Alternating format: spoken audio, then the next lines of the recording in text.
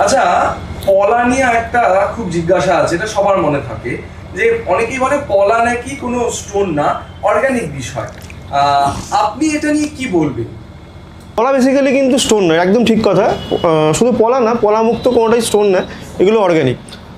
Coral island নাম শুনে থাকবেন, ঠিক আছে, যে সমুদ্রের মাঝে এক ধরনের আইল্যান্ড। এবার এটা এক ধরনের কিট বা বলতে পারেন যে গাছের যে লাভা হয় সেই রকম টাইপের কিছু একটা। তো সেগুলো দীর্ঘদিন জমে জমে এরকম একটা পাথরের মানে শেকড় যেরকম হয় ওরকম টাইপের হয়।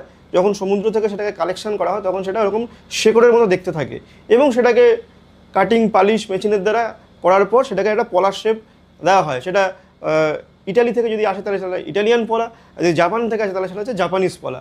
নর্মালি পলা লাল আর গেরুয়া এই রকম কালারের হয়ে থাকে, এবং ন্যাচারাল যদি কোনো পলা হয়ে থাকে তার মধ্যে কিন্তু গাছের যেরকম গাছের কাটলে গুড়ির মধ্যে যেরকম একটা দাগ থাকে, একটা রেশ থাকে, সেরকম রেশা কিন্তু পলার গায়ে থাকতে হবেই একদম।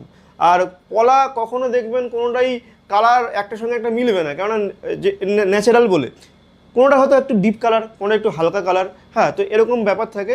এবার যত বেশি পলিশ হয় তত কালার কালার আরও বাড়তে থাকে। তো পলিশিংয়ের ওপরে কী হয় না, আমাদের ক্ষয়টা ডিপেন্ড করে, মানে একটা পাথরের ওজন সেটা 15, সেটাকে পালিশ করতে করতে বাড়িতে আনা হয়েছে। এই কারণের জন্য যত বেশি পলিশিং থাকে, যত বেশি লাল কালার হয়, তার দামটা একটু বেশি হয়। আর যেগুলো ধরুন একটু পলিশিং কম আছে, একটু চকচক কম করছে, একটু লালটা হালকা আছে, তার পলিশিং কম, তার রেঞ্জটাও কম। কিন্তু আমি এইটুকু বলবো যে অরিজিনাল অথেন্টিক পলা যদি আপনি ধারণ করেন তাহলে কম রেঞ্জ হোক কি বেশি রেঞ্জ হোক প্রত্যেকটাই কিন্তু কাজ করবে। মঙ্গলের জন্য পলা ধারণ করা হয়ে থাকে, এবং বিভিন্ন রকম মাঙ্গলিক দোষ থাকলে, মহিলাদের বিভিন্ন রকম সমস্যা থাকলে পলা ধারণ করা হয়ে থাকে। বিবাহের ক্ষেত্রেও কিন্তু অনেক রকম সমস্যা আসে, তো সেগুলো অবশ্যই খণ্ডন হবে।